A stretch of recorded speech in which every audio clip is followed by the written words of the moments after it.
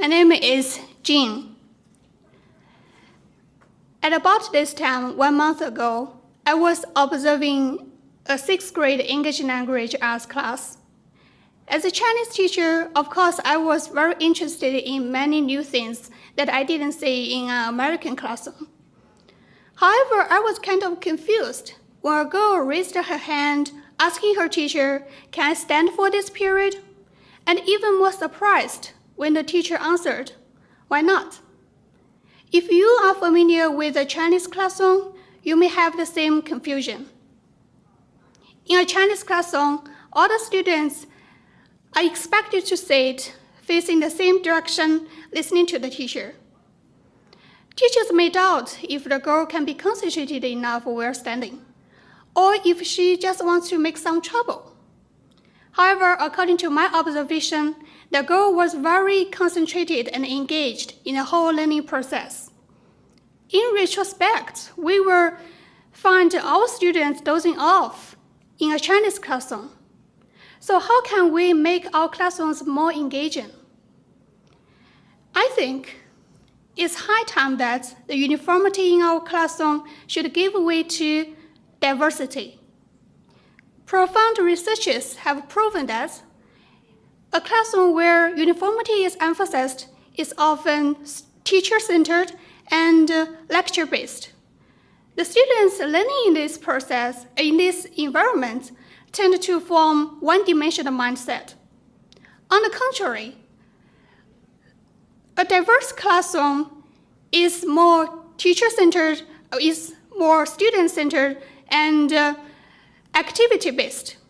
Students are apt to be more collaborative, creative, and innovative.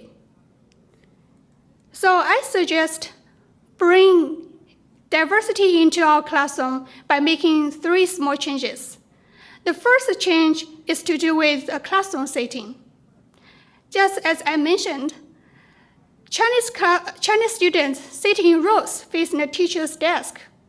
This kind of arrangement intensifies the teacher's authority, but extremely reduces the possibilities for equal communication. An engaging classroom should be a place where communication is promoted.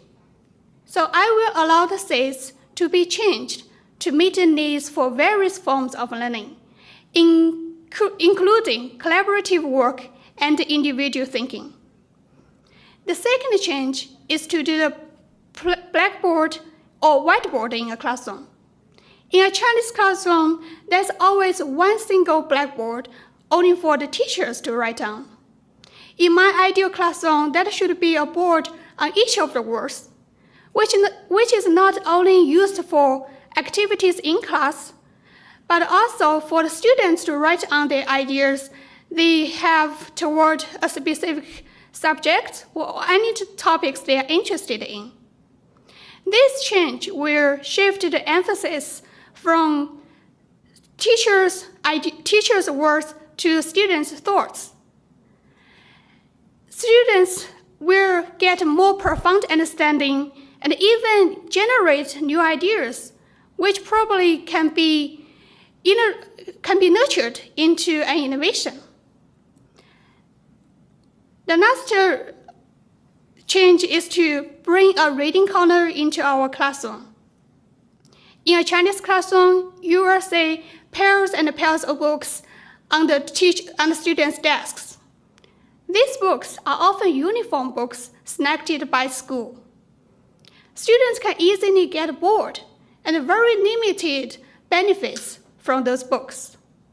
A reading corner will be a place where students feel safe and free to read what they are interested in and share their responses to a book.